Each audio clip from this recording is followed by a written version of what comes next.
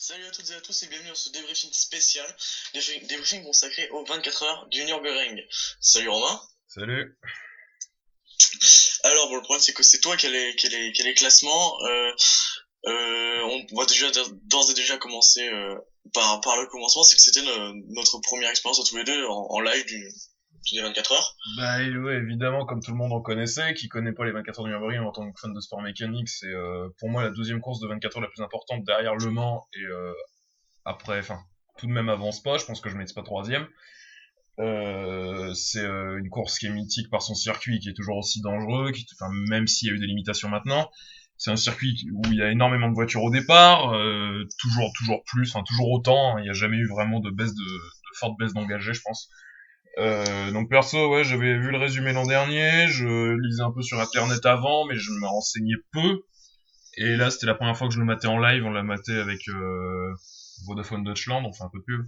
Mais ouais, on a maté en live vite fait. Bon, en allemand, donc on avait on a un peu de mal à suivre, mais on a compris globalement le scénario de la course, et c'était assez sympa à voir. Et Sachant puis à voir, enfin la nuit au Nürburgring c'est quelque chose. sachant qu'en plus c'était un week-end très chargé pour le Nürburgring, parce qu'en plus des 24 heures, ils accueillaient pour la première année le WTCC, tout comme d'ailleurs c'est quasiment refait pour l'année prochaine, et tout comme également ils accueillaient la Porsche Cup allemande. Ça, je sais pas si c'était nouveau ou pas. Ce que je sais aussi, ouais, donc c'est que l'année prochaine ça tombera dans le même week-end que le Grand Prix de Monaco, donc c'est un manque de bol, donc je sais pas si ça affectera vraiment grand chose. Et aussi, ce que j'ai pu Bon. constater, alors simple constatation de la course, il y avait beaucoup de constructeurs qui n'étaient pas présents, notamment on a pu remarquer aucune voiture italienne officielle, même aucune voiture italienne dans les grosses catégories, même aucune voiture italienne tout court. Enfin, j'ai pas vu, vraiment pas vu de voiture italienne quoi. On aurait pu voir même des petites Fiat 500 Cup ou je sais pas, peut-être des Fiat Punto, je sais pas, parce qu'il y a beaucoup de voitures modifiées qui traînent là-bas. Et non, même pas de Ferrari GT3, pas de pas de Lamborghini Gallardo ni Huracan, pas de Maserati forcément, j'ai envie de dire, mais vraiment pas ou très peu de voitures italiennes parce que j'en ai même pas vu sur les classements. Donc ça m'a un peu choqué, tout comme on n'a pas vu du tout de McLaren MP4 12C contrairement à l'an dernier qui était quand même la voiture qui avait réalisé la pole avec Kevin Estre. Mais ouais, c'est assez étonnant de pas voir ça. Bon, il y avait quand même des grands constructeurs, hein, notamment Audi, etc., et Mercedes, et BMW, et tout ça. Je fais quoi? Je fais un point sur les engagés pour commencer ou... Ouais, ouais, enfin les forces en présence de toute façon c'est tout le temps les mêmes, hein, Audi officiel, BMW VDS. Bah, plus ou moins, Audi plus ou moins officiel, avec Phoenix et WRT qui a aligné des voitures oui, qui sont quasiment officielles, avec anciennes et nouvelles R8 LMS Ultra, dont une qui a d'ailleurs été menée à la victoire, avec des équipages toujours aussi efficaces, avec des pilotes comme Marcel Fassler, René Rast, Christian Mamro, etc. Donc ouais, de très bons équipages.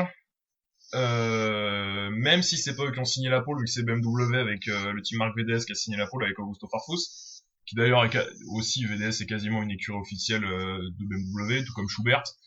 Et après les autres, bah il y avait aussi Mercedes un peu plus loin avec Black Falcon, etc. Ouais.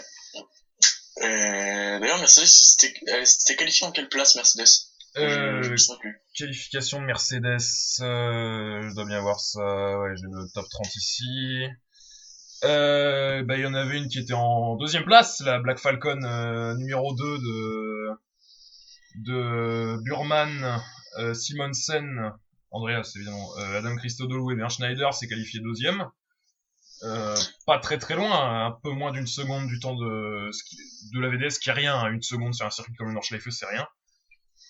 Ouais. Et l'autre Mercedes, ouais, faut chercher plus loin, parce que là dans le top 10, ouais, dans le top 10, il n'y a pas d'autres Mercedes. Faut aller au Raw Racing qui termine 11ème, sinon il n'y avait pas d'autres, sinon c'était principalement de l'Audi et de la BMW. Et une Bentley quand La même. première Porsche, elle est où? La première Porsche, c'était la GT3R du Fricadelli de Sabine Schmitz, Patrick Wiesmann, Patrick Pilet et Jörg Burmeister, qui était une Porsche aussi bien armée pour la victoire, qui malheureusement aura dû abandonner, qui s'était qualifié 14ème. Seulement? Seulement 14ème, ouais. Les Porsche qui ont fini un peu loin, malgré qu'on en a quand même ramené une sur le podium, celle du Falcon Motorsport de Dumbrek, Hensler, Haginger et Imperatori, qui était également un très très bon équipage. Ils ont fait une excellente course. Quasiment pas de soucis, même si la voiture a été, on l'a vu à l'arrivée, beaucoup de tape, beaucoup de scotch posé sur la voiture. parce qu'aussi c'est un circuit qui est très très cassant, qui est beaucoup plus cassant que le Mans. Donc forcément, on a vu beaucoup de voitures finir avec des morceaux de carrosserie en moins. Mais ça, c'est une habitude au Nürburgring, je pense. Enfin, de ce que j'ai vu, c'est une Ouais, ouais. habitude. La première Aston, elle est où Alors au classement, en qualification? au niveau Aston Martin en qualification, c'était double advantage avec la 7 et la 6, enfin 007 et 006 qui suivaient, qui étaient 12e et 13e. Sachant que les deux auront eu de gros soucis vu que la 006 a dû abandonner et que la 007 a dû finir très très loin pour une GT3 officielle, c'est très loin. Elle a fini 16e, ce qu'on n'attendait pas du tout. Enfin, on s'attendait quand même à un meilleur résultat que ça. Dans les quasiment dernières GT3 en fait du top. D'ailleurs, il y a des voitures qui ont fini bien mieux devant. D'ailleurs, si tu veux que j'attaque les résultats, plus ou moins les résultats maintenant, parce que c'est tout ce qu'on a. Même si on a eu de belles batailles aussi, hein. On a eu un beau scénario de course, on a vu un beau départ aussi. Donc, Bah, le départ, c'est un truc à voir, parce que la VDS qui s'est fait aspirer par 3-4 bagnoles la avant le VDS, premier virage. ouais, la VDS s'est bien fait allumer par les Schubert notamment, mais qui ont eu des soucis plus tard. Les deux Schubert ont eu des soucis. Ce qui fait qu'elles ont elles ont fini assez loin. Je sais même pas si elles ont fini en fait. Je sais même pas si les deux Z4 Schubert ont terminé. Je sais que la deuxième Z4, bah, on a la 25 de chez VDS de Martin Lourd Paltala Westbrook qui termine deuxième. Juste derrière, bon, on va le citer direct, hein, l'Audi numéro 28 de Mies, Sandström, Müller et Vantore. Vantore qui était d'ailleurs sur deux voitures. Donc ouais, l'Audi R8 LMS récente, hein, la nouvelle Audi R8 LMS qui gagne là, donc devant la marque VDS, numéro 25, la Porsche Falcon comme on l'a cité, la quatrième place pour la BMW 26 de Farfus Müller Katzberg Adorf. Du team VDS. Du deuxième du VDS, ouais. Qui a eu des problèmes celle-là.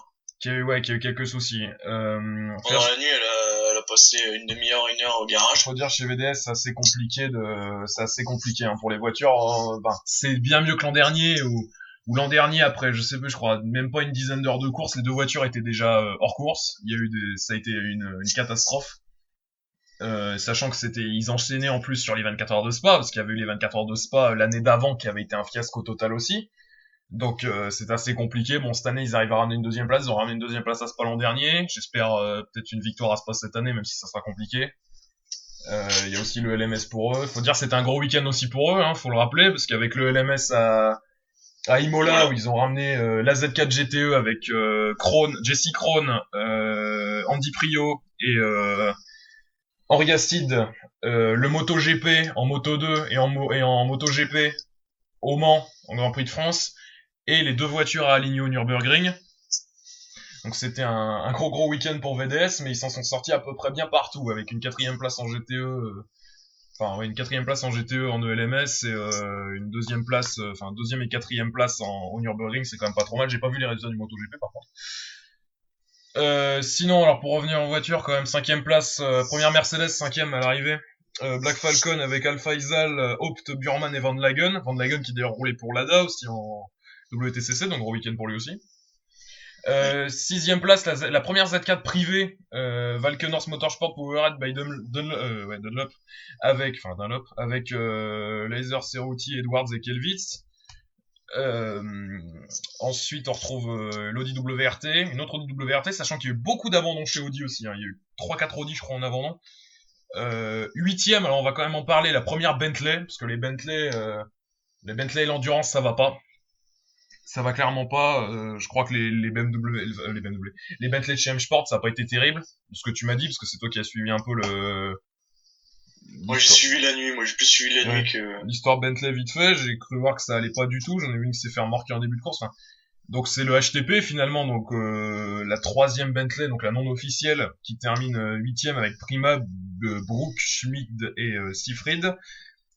Neuvième place quand même pour la première Nissan, du Nissan GT Academy Team RJN avec Alex Buncombe, Kazuki Yoshino, Michael Krum et Lucas Ordonez. De toute façon, maintenant, les équipages de la GT Academy, on est habitué à les voir sur de bonnes places et ça fait encore un bon résultat pour Nissan. Ça les met en confiance peut-être pour Le Mans, même si ce sera compliqué.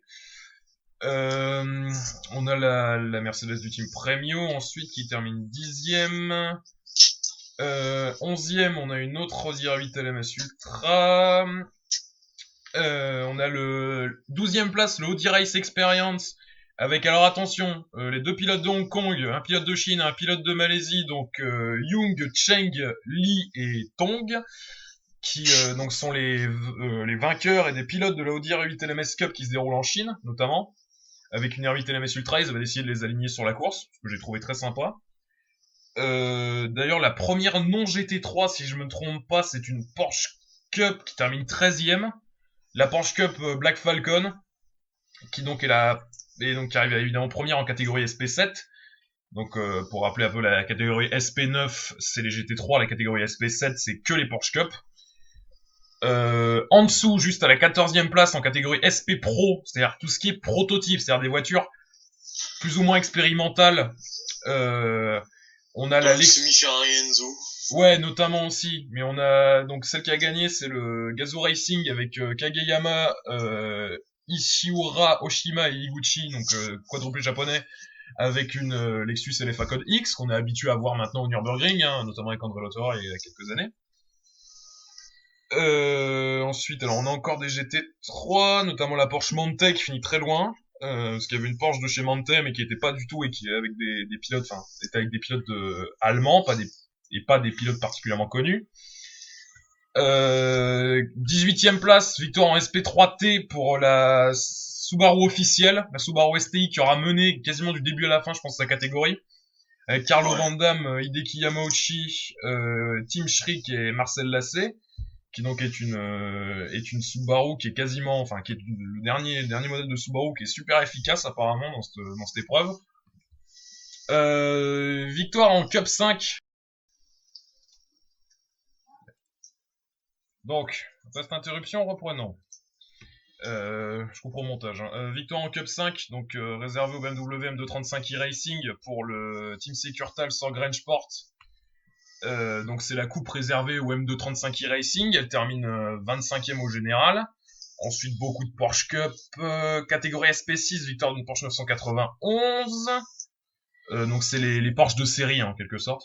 La catégorie Cup 1, donc c'était réservé aux Opel Astra OPC Cup, c'est-à-dire des Astra OPC modifiés pour l'épreuve, avec le team Shimmer qui s'impose avec Strisek, Ostrich, les deux Ostrich, les frères Ostrich et Robin Strisek.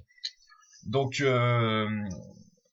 ensuite, après on avait la catégorie SPX aussi, qui est également réservée à d'autres prototypes, avec donc 35e place pour la numéro 9 de Scuderia Cameron Glickenhaus, la SCG 003C, qui est donc, comme l'avait dit Maxime, un prototype à base entre guillemets de Ferrari Enzo, qui est censé rivaliser avec les GT3 mais qui a eu un peu de complications quand même, avec donc Manuel Locke, Marino Franchitti, Yann David, David Yann et Franck Mailleux, français. Et après, on a d'autres catégories que j'ai pas particulièrement détaillées. Catégorie SP10 en GT4 avec victoire du Avia Racing. Donc ouais, la catégorie GT4 qui était pas super remplie avec 4 voitures, dont 3 Aston Martin et une BMW, une des Aston Martin qui a abandonné. Maintenant, il faudrait que je descende jusqu'aux abandons dans les notes classified. Alors, dans les notes classified, principalement donc dans les abandons, on va citer notamment l'Euro Racing avec une de ses SLS, numéro 23. Numéro 21, la Nissan GT-R Nismo GT3 du Schulz Motorsport avec les frères Tobias et Michael Schulz et le reste de la GT Academy, c'est-à-dire Florian Strauss et notre français Jordan Tresson, qui donc malheureusement ont dû abandonner. Ensuite, nous avons en catégorie SP8 la voiture de l'Aston Martin Test Centre avec une Aston Martin GT12 qui est un prototype qui était pour la première fois testé. C'était une base de Vantage entre guillemets évoluée d'une GT4 assez particulière. Et malheureusement il y a 2 modèles qui ont abandonné. Aston Martin Racing, donc la 6, la 006 de Stanwell, de Johnny Adam, Richie Stanaway, Mathias Lauda et Stéphane Muke, qui a aussi abandonné. Ensuite, le Raw Racing, également la deuxième voiture du Raw Racing a abandonné, donc catastrophe au Raw Racing, les 2 SLS qui abandonnent.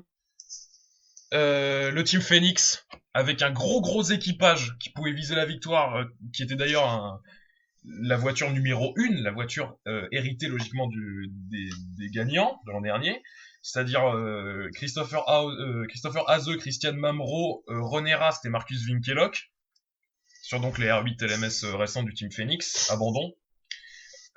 Abandon aussi pour la 4 du Team Phoenix de Marc Basseng, Marcel Fassler, Mike Rockenfeller et Frank Stippler. Donc là, on a un équipage de feu qui malheureusement n'aura pas franchi l'arrivée.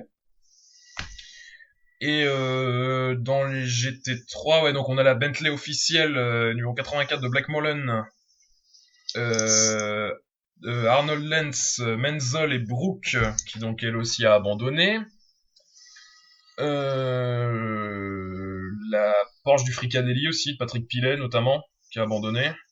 La Mercedes Céleste du Car Collection Motorsport, c'est principalement les GT3 en fait. Hein.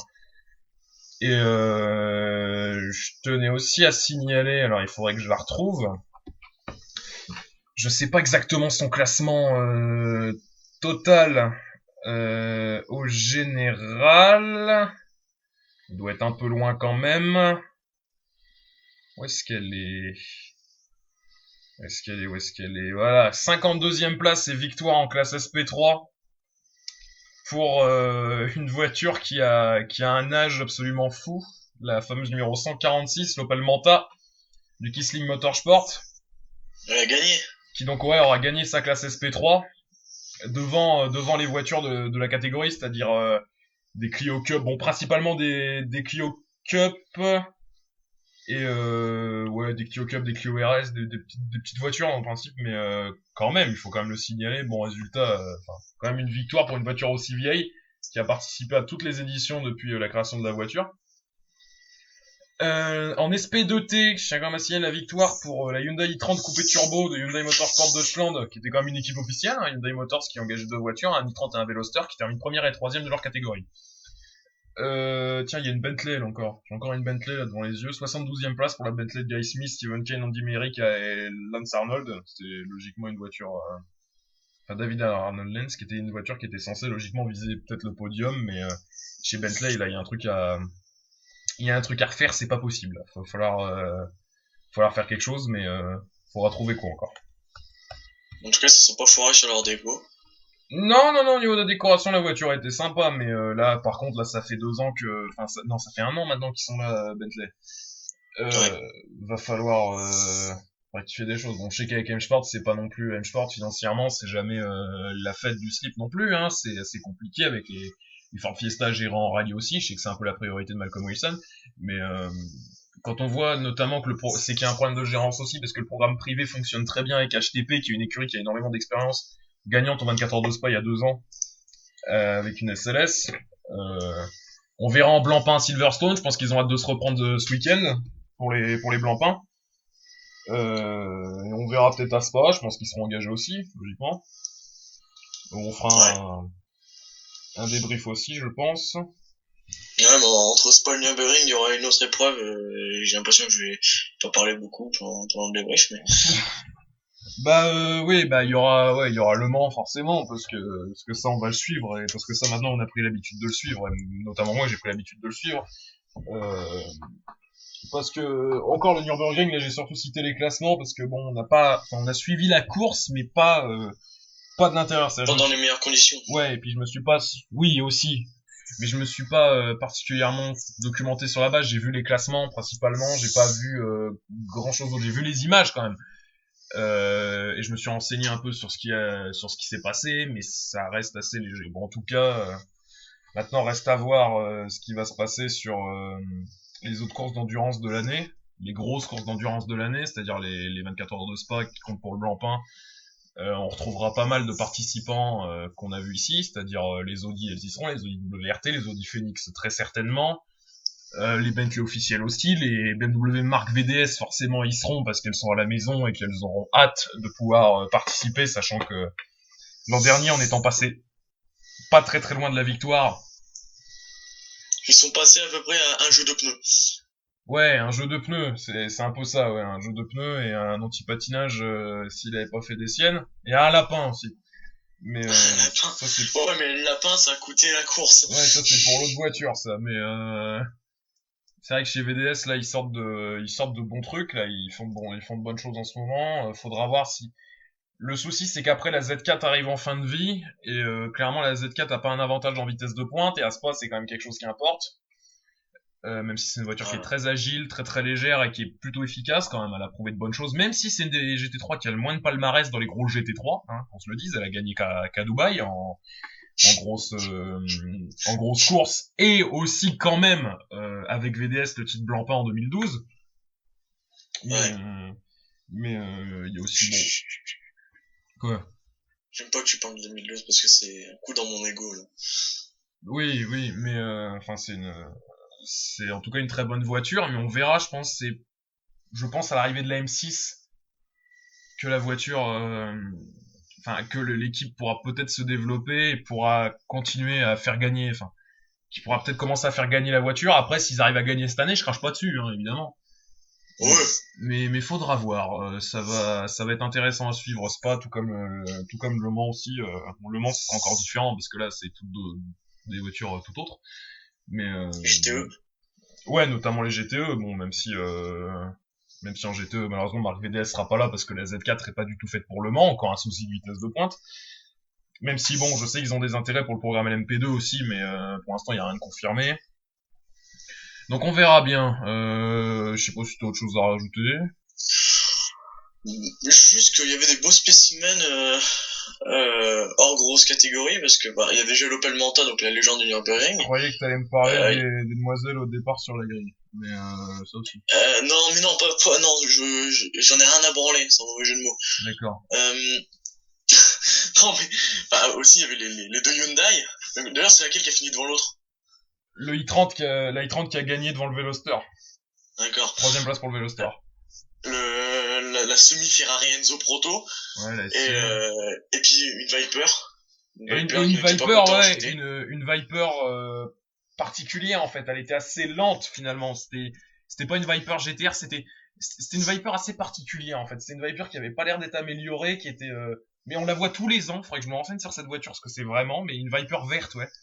Et ça m'a rappelé un petit peu l'époque où le Team Zaxpeed avait notamment gagné, à l'époque où les Viper GTSR étaient tolérés sur l'épreuve. À l'époque, on avait beaucoup de voitures assez fun. Même si on en a toujours, mais maintenant avec la limite des GT3, c'est vrai qu'on a des voitures un peu moins. Bien qu'on est moins coincé que sur certaines épreuves, parce que là on autorise des prototypes comme la Lexus LFA ou Ouais. le Proto là, dont je sais déjà plus le nom, je sais pas pourquoi là. Mais SG 009. non C'est ça. 003. Enfin je sais plus, enfin un truc du style. Ouais, le proto Glickenhaus, on va retenir ça. Mais c'est vrai que c'est assez cool de voir ça, contrairement au Blancpain, c'est vrai qu'on est assez coincé sur les GT3. Même s'il y a beaucoup de types de GT3, on retrouve souvent les mêmes voitures, on retrouve des McLaren, on retrouve des Audi, on retrouve des BMW. Mais l'avantage c'est que là, même s'il y avait moins de GT3, il y avait moins de modèles de GT3, même pas voir de Ferrari Challenge, moi ça m'a choqué, parce que c'est des voitures qui sont quand même assez abordables, on en voit un peu partout. Pas en voir là, même pas voir de 430, même pas de McLaren quoi, le Gembala Racing pas là non plus. Je sais pas. D'accord, sublime McLaren. Après c'est vrai que chez McLaren on est en pleine transition parce que là la 650S ça arrive au fur et à mesure. Von Ryan a déjà sa 650S. Petit à petit on essaye de faire je pense qu'ils sont peut-être un peu en retard sur les commandes parce qu'ils font beaucoup de choses aussi en ce moment. Ils sortent des modèles de série, beaucoup, etc. Mais c'est vrai que j'ai été étonné de pas avoir plus de GT3 de marque comme ça. Bon après je sais que c'est les Allemands, ils sont très chauvins, ils aiment beaucoup voir leur marque devant. Ça s'est vu d'ailleurs. Mais c'était non, sinon c'était quand même une belle course qu'on a vue pour la première fois. C'était assez sympa. C'est en plus l'ambiance est assez particulière. C'est vrai que l'ambiance est assez fun, assez différente du Mans, hein, mais Ouais. bien que je pense que si on va du côté allemand, du côté du camping allemand sur le circuit de la Sarthe, je pense que c'est à peu près au même niveau. Mais c'est une ambiance assez différente, mais qui est très sympa à voir aussi. En plus, l'ambiance est plus amateur parce que finalement, un amateur qui roule en Clio Cup, il peut le faire. Contrairement, il pourrait pas faire le Mans, mais il peut très bien faire le Nürburgring s'il a une voiture faite pour. S'il a réussi à se qualifier pour l'épreuve. Pareil pour le VLN, hein, c'est le même principe. Et donc quand même on a eu peur en début d'année suite au crash en VLN qu'on n'ait pas de 24 heures de Nürburgring cette année avec aucune GT3 ni de GT4. ni de grosses voitures, en fait, ça nous aurait fait peur, ça aurait été vraiment inquiétant, parce que c'est quand même ce qu'on recherche aussi, de la belle voiture et de la grosse voiture, Ouais. et finalement on l'a eu quand même malgré des limitations, quand même des limitations de vitesse, etc. Mais apparemment, bon, ça va, tout s'est bien organisé. Il n'y a pas eu il y a pas eu trop de soucis, donc la sécurité était là, le spectacle était là, les voitures étaient là, le public était là, et puis bon, bah nous aussi on s'est bien amusé à regarder ça. Donc voilà. Ouais, ouais.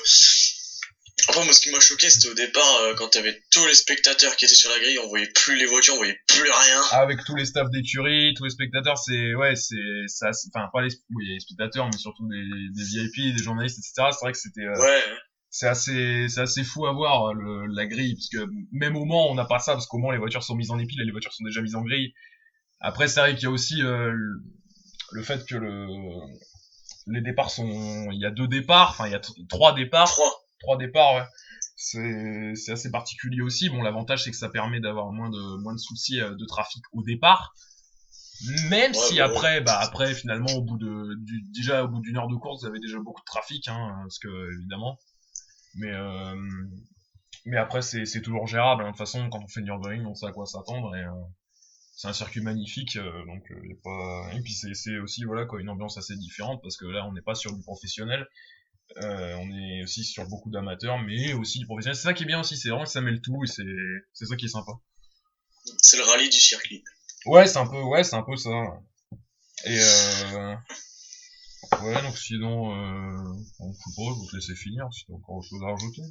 Bah, j'avais un truc à dire, mais je me souviens plus de quoi. Attends, on parlait tant d'amateurs, de professionnels, tu disais quoi avant, vas-y. Je parlais du circuit, je parlais de la grille, les départs, mais Bah, déjà au départ, on a eu une Opel Astra qui s'est foirée des départs. ouais, on a eu déjà un petit attaqueur, on a une BM qui s'est mis dans le gravier, etc. Bon, enfin, c'est des petites erreurs de départ, mais qui coûtent pas grand chose, Ouais. parce que finalement, tout rentre dans Ouais, l'ordre. voilà, c'est ça que je voulais dire. Depuis le début de la vidéo, on dit que c'est les manières du Nürburgring, mais enfin pour les novices qui regarderaient, c'est le Nürburgring mêlé au Nordschleife. Ouais, en fait, c'est C'est les deux circuits assimilés. Donc le Nürburgring, pour ceux qui regardent la F1, vous connaissez le Nürburgring, hein, c'est le petit circuit GP de 5 km. Ouais, 5 km il fait. Et le Nordschleife, si vous jouez à Gran Turismo ou à Forza, c'est le gros bordel de 20 km. Mm. Enfin, moi j'appelle ça la tête de cochon parce que ça me fait vachement penser à ça. Ouais, et l'enfer vert, hein, comme on l'appelle. Ouais, Car ouais. je tiens à rappeler, comme le disait Jackie Stewart, si vous prenez du plaisir sur circuit, c'est que vous n'allez pas assez vite.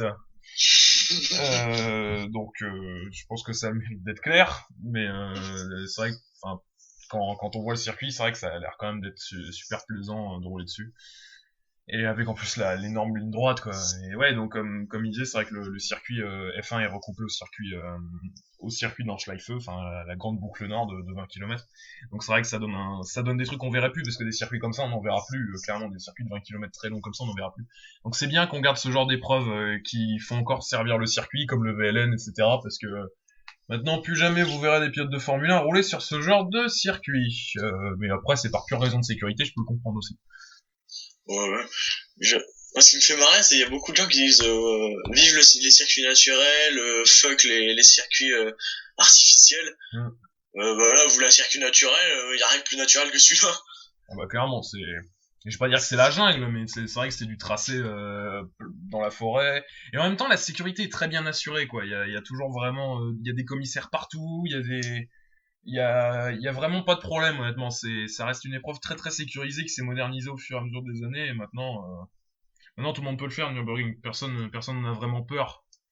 En plus, vous pouvez y aller toute l'année parce que de toute façon c'est ouvert tout le temps, donc même des voitures de série peuvent y aller. Si vous C'est amenez de la thune avec. quoique c'est payant pour y aller. Ouais, c'est payant. Ouais, bah ouais, je peux me douter qu'ils ont fait une économie là-dessus. Hein.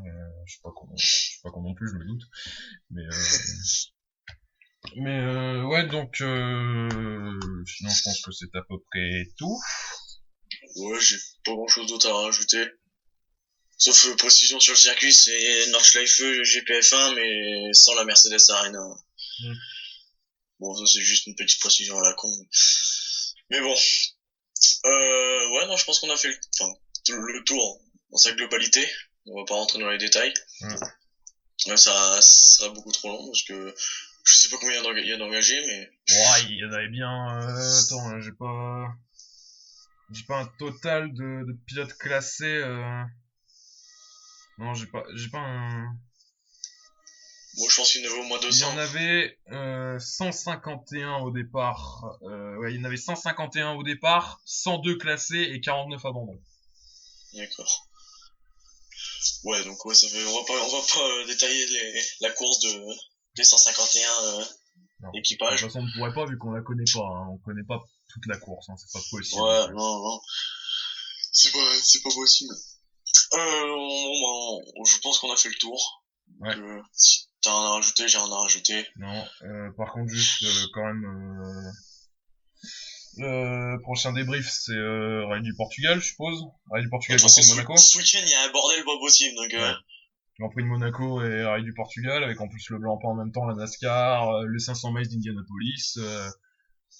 Toutes ces bonnes choses. Et après, bah là, après, on aura le débriefing sur les 24 heures du Mans qui arrivera. Et après, je sais pas, il y aura sûrement des grands prix entre deux aussi, mais je sais pas exactement. ouais, hein, ouais, ouais. Il y aura ce qu'il faut, hein, le Canada, Autriche, Grande-Bretagne, Allemagne. Enfin Même, non, même pas Allemagne, vu qu'Allemagne, ça a été viré. même au niveau des rallyes, après le Portugal, je sais plus ce que c'est l'Argentine, non? Non, Argentine, c'est déjà passé.